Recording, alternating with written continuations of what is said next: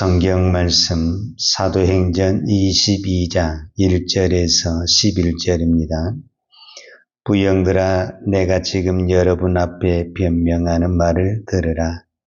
그들이 그가 히브리 말로 말함을 듣고 더욱 조용한지라. 이어 이르되, 나는 유대인으로 길리기아 다소에서 났고 이 성에서 자라 가말리아의 문화에서 우리 조상들의 율법에 엄한 교훈을 받았고 오늘 너희 모든 사람처럼 하나님께 대하여 열심히 있는 자라. 내가 이 돌을 박해하여 사람을 죽이기까지 하고 남녀를 결박하여 옥에 넘겼느니 이에 대해 제사장과 모든 장로들이 내 증인이라. 또 내가 그들에게서 다메섹 형제들에게 가는 공문을 받아가지고 거기 있는 자들도 결박하여 예루살렘을 끌어다가 형벌받게 하려고 가더니 가는 중 다메섹에 가까이 갔을 때 오정쯤 되어 호련히 하늘로부터 큰 빛이 나를 둘러 비치매 내가 땅에 엎드러져 들으니 소리있어 이르되, 사울아 사울아 내가 왜 나를 박해하느냐 하시거늘 내가 대답하되 주님 누구시니까 하니 이르시되 나는 내가 박해하는 나사렛 예수라 하시더라. 나와 함께 있는 사람들이 빛은 보면서도 나에게 말씀하시는 이의 소리는 듣지 못하더라. 내가 이르되 주님 무엇을 하리이까? 주께서 이르시되 일어나 다메섹으로 들어가라.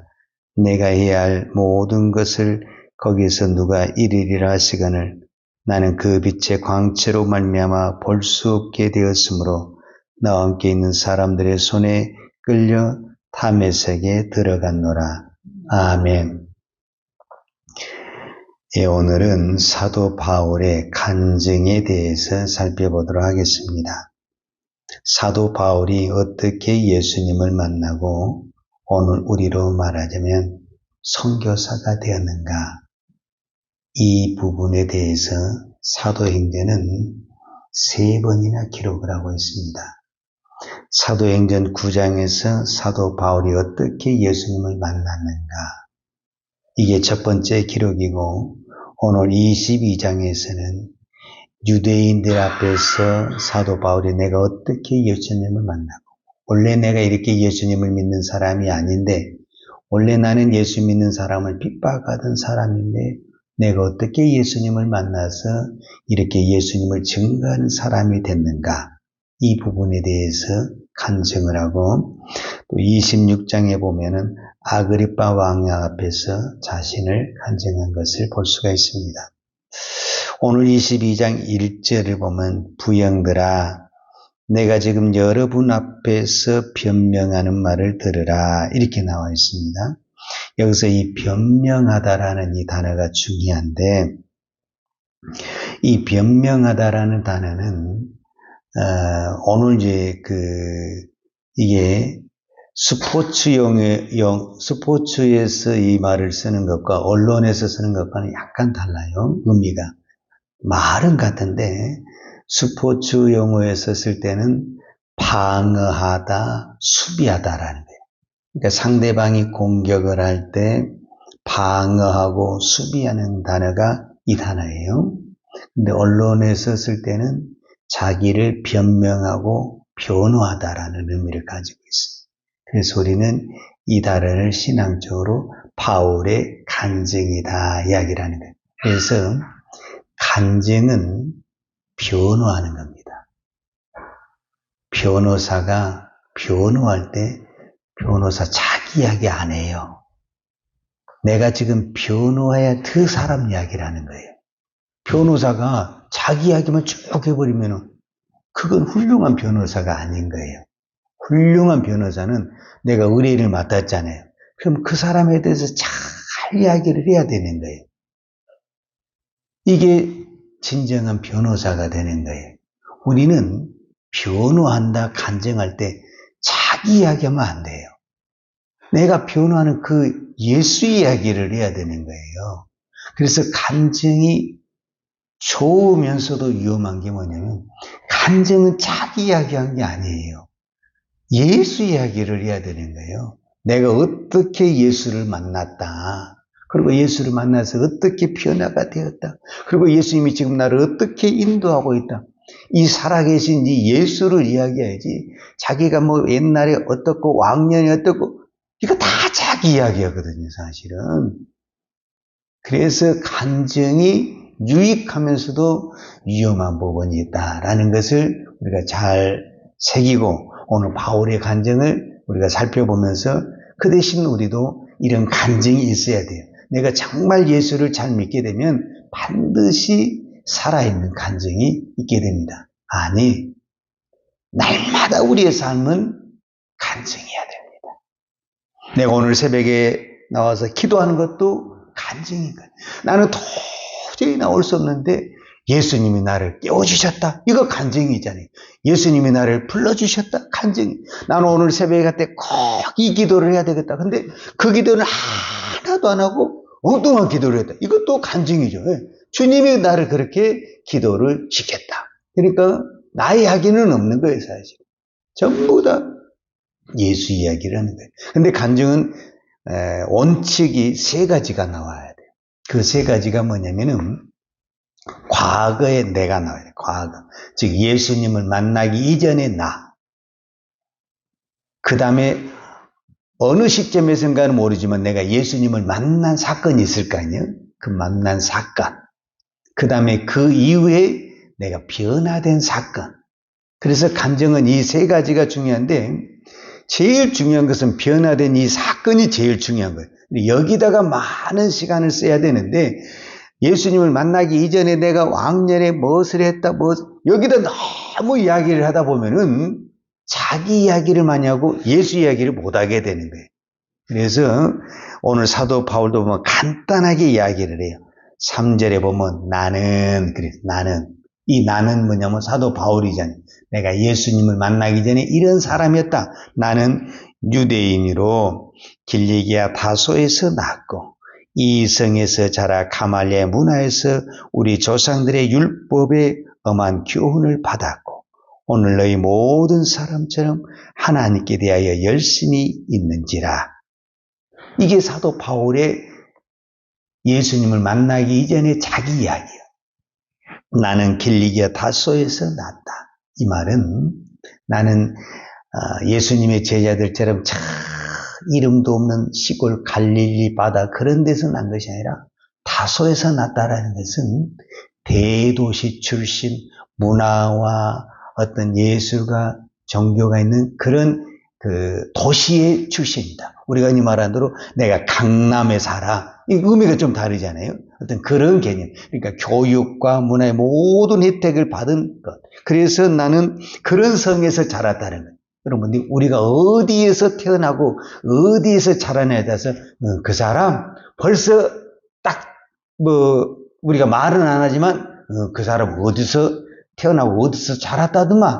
그럼 우리는 대충 감을 잡잖아요. 어떤 그런 개념인 거죠.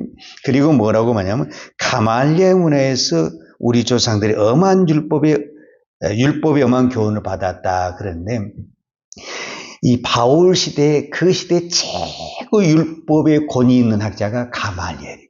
그래서 내가 가말리엘 제자다. 그러면은 그 사람은 대단한 사람이다.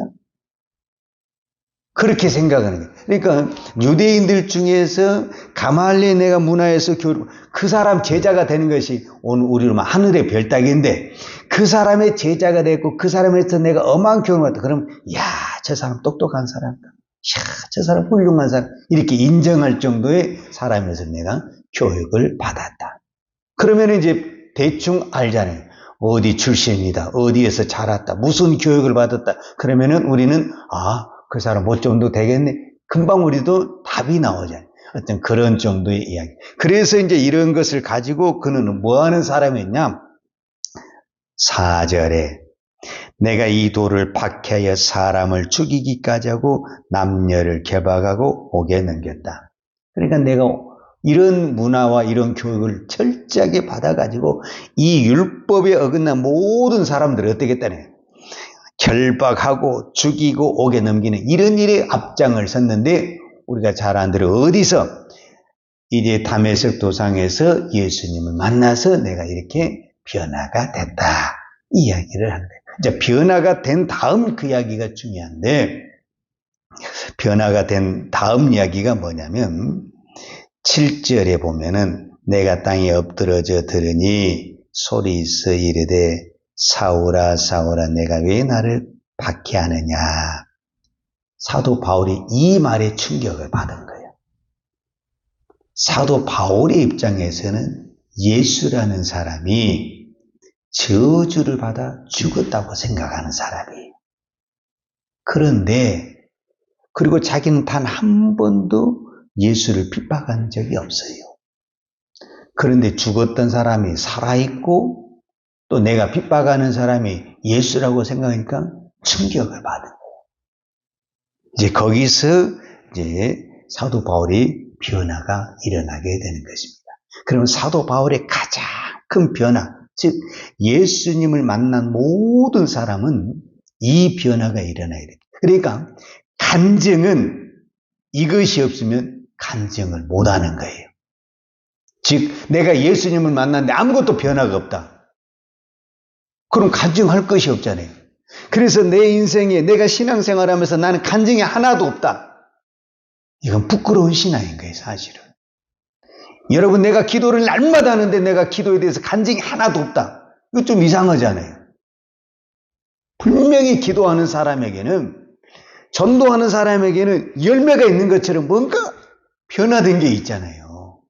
응답받는 것이 있고 은혜 받는 것이 있어야지 아무것도 없다. 이건 말이 안 되는 거예요. 그러니까 간증은 반드시 무엇이 있어야 되냐? 변화된 것이 있어야 됩니다. 왜 사람들이 간증을 못하느냐? 내가 예수를 믿는데 간증을 못해.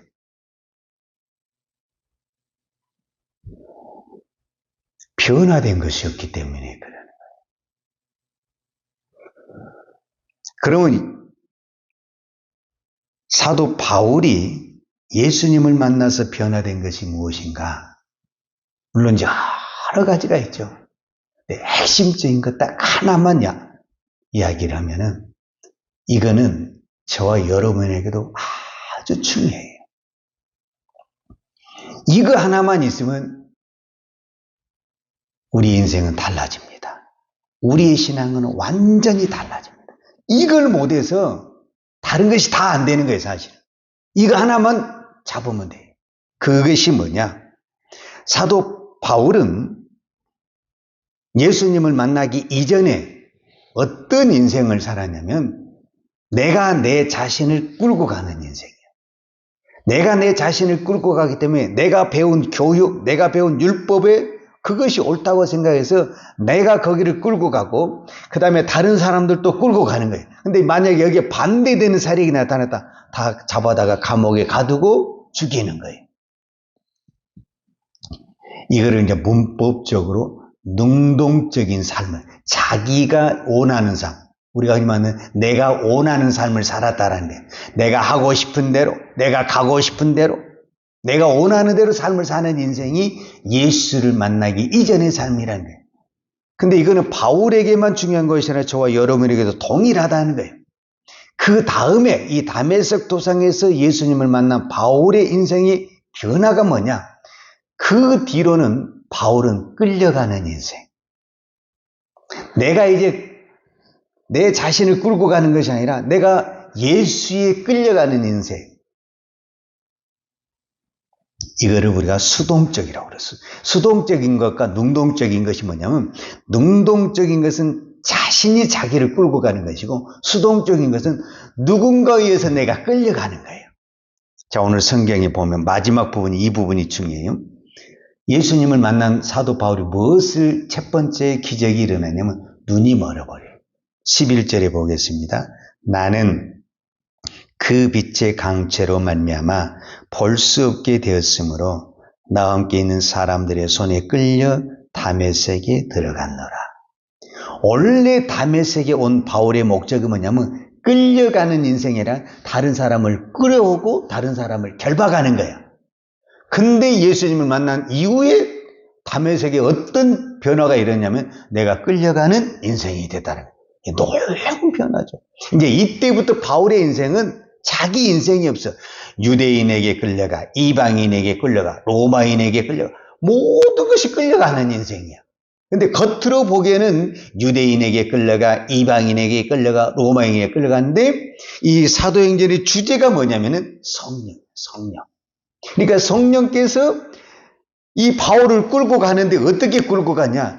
유대인을 통해서, 이방인을 통해서, 로마인을 통해서 끌고 가는 거예요. 근데 그 끌고 가는 것이 다 어디냐? 예수님의 증언할 자리로 끌고 가는 거예요. 그게 사도 바울의 선교의 현장이었다라는 거예요. 그러니까 오늘 여러분과 내가 예수를 만났다고 한다면 바로 이것이 정립이 돼야 돼. 내 인생에 예수님을 만나기 이전의 인생은 내가 나를 끌고 가는 거야. 내가 가고 싶은 대로 가고 내가 하고 싶은 대로 하고 이런 인생을 살았다고 한다면 정말 내가 예수님을 만나고 예수님이 내 안에 있는 사람은 내 인생이 없는 거지. 사도 바울이 말하는 거야. 나는 죽어주고 예수가 내 안에 사는 사람이 어떻게 내 인생이 있습니까? 예수님을 진정으로 내가 만났다면 만난 이후의 삶은 바울의 인생이 없어요. 성령이 인도하는 대로. 우리가 사도행전 20장에서 보는 것처럼 모든 사람들이 밀레도에서 또 두로에서 아가야에서 사도 바울이 뭐라고 말합니까? 예루살렘에 가지마. 이런 현상이 나타날 것 같으니까 가면 거기서 잡히고 결박을 당하니까 가지 말라고 했지만 사도 바울은 내 마음대로 내 인생을 결정하는 것이 아니라 성령이 끌려가는 대로 나는 간다는 거예요. 거기에 결박이 있고 거기에 나를 잡히는 사람들이 있을지 모르지만은 내 인생은 예수를 만난 이후에 내 인생은 내가 가고 싶은 곳을 가는 것이 아니라 성령이 나를 끌고 가는, 근데 그 끌고 가는 자리가 비난의 자리, 그렇죠? 돌멩이를 던지는 자리, 채찍을 때리는 자리, 감옥에 가두는 자리, 또 자기를 달려서 죽이려고 하는 자리. 그러니까 다 우리로 맞이하면은 위험한 자리, 고난의 자리, 고통의 자리. 이거 다 싫어하는 자리죠. 예수를 만나서 가장 불행한 사람은 어떤 사람이냐면 예수를 끌고 가는 사람. 예수를 믿어도 제일 불쌍한 사람. 차라리 예수를 모르면은 자기 마음대로 살 텐데 자기 마음대로도 못 살아. 예수님을 끌고 가려니까 안 맞아. 예수님의 생각과 내가 안 맞아. 그러니까 이러지도 못하고 저러지도 못하고. 이 땅에 많은 사람들이 예수에게 끌려가는 사람이 많은 것 같아요. 예수님은 오늘도 열심히 끌고 가는 사람은, 그러니까 기도를 해도 막 예수님을 끌고 가려고 하는 거예요. 그러니까 나는 기도를 열심히 했는데 응답이 없어. 예수님을 끌고 가기 때문에 그러는 거예요. 우리는 예수님을 끌고 가는 사람이 아닙니다. 예수님이 나를 끌고 가는 사람이 돼야 됩니다. 그 길이 광야라 할지라도 예수님이 끌고 가는 자리에 가야 가장 행복한 자리요, 마음이 편한 자리요, 그가 천국이 되는 것입니다. 아무리 세상이 좋아 보이고 내가 가는 곳이 좋아 보여서 예수님을 끌고 가도 내가 예수님을 끌고 간 자는 실패의 자리요, 넘어짐의 자리요, 불행의 자리가 되는 것입니다. 오늘 이 새벽에 우리는 하나님 앞에 우리의 기도를 바꾸고 우리의 신앙의 패턴을 바꿔야 됩니다. 완전히 바꿔야 됩니다. 주님이 나를 끌고 가세요. 주님이 끌고 가는 것을 내가 아무리 힘들어도 아멘하며 순종하며 달려가겠습니다. 그럼 그 길이 형통의 길이요, 축복의 길이 될 줄로 믿습니다. 기도하겠습니다. 하나님 아버지 감사합니다. 오늘도 이 기도의 자리를 내가 나온 것이 아니라 주님이 나를 끌고 나오신 줄로 믿습니다. 하나님, 나를 이 기도의 자리에 끌고 나오신 것은 주님이 나에게 기도하라는 주님의 뜻이 있는 줄로 믿습니다. 하나님, 내가 기도를 해야만이 주님의 사명을 받을 수 있고, 기도를 해야만이 십자가를 감당할 수 있고, 기도를 해야만이 오늘도 믿음으로 살아낼 수 있습니다. 하나님, 내 힘으로 오늘도 믿음으로 살 수 없습니다. 오늘도 내 힘으로 이 세상을 이겨낼 수가 없습니다. 내가 아무리 성경의 말씀을 많이 안다 할지라도 내 힘으로는 이 말씀에 순종할 수 없습니다. 그러나 기도할 때 성령이 힘을 주시고 은혜를 주셔서 감당할 수 있는 능력을 주실 줄로 믿습니다. 오늘 이 새벽에 기도할 때 하나님 오늘도 저희들에게 성령의 충만함을 주시고, 이제는 내가 예수를 끌고 가는 것이 아니라 예수가 나를 끌고 갈 때 주여 믿습니다, 아멘 하고 달려갈 때 놀라운 하나님의 기적과 역사가 날마다 우리에게 일어나며 날마다 우리의 삶이 간증이 될 줄로 믿습니다. 오늘 이 은혜와 복을 허락하여 주옵소서. 예수님의 이름으로 기도하였습니다. 아멘. 요한은 내게 복을 주시고 너를 이끄시기를 원하며, 요한은 얼굴로 내게 비추사 은혜 베푸시기를 원하며, 요한은 얼굴을 내게로 향하여 드사 평강 주시기를 원하노라. 이제는 교회의 머리 되신 우리 주 예수 그리스도의 은혜와 아버지 하나님의 그 크신 사랑과 성령님의 교통하심과 충만하신 은혜가 오늘도 예수님이 인도하는 대로, 성령님이 인도한 대로 아멘하며 달려가기를 원하는 주의 종들 머리머리 예와 이 나라의 이 민족과 한국 교회 위에 온 열방의 이 생명의 복음을 증가하는 선교사님들 위에와 사랑하는 주의 자녀들 머리 위에 이제로부터 영원토록 함께 있을지어다. 아멘.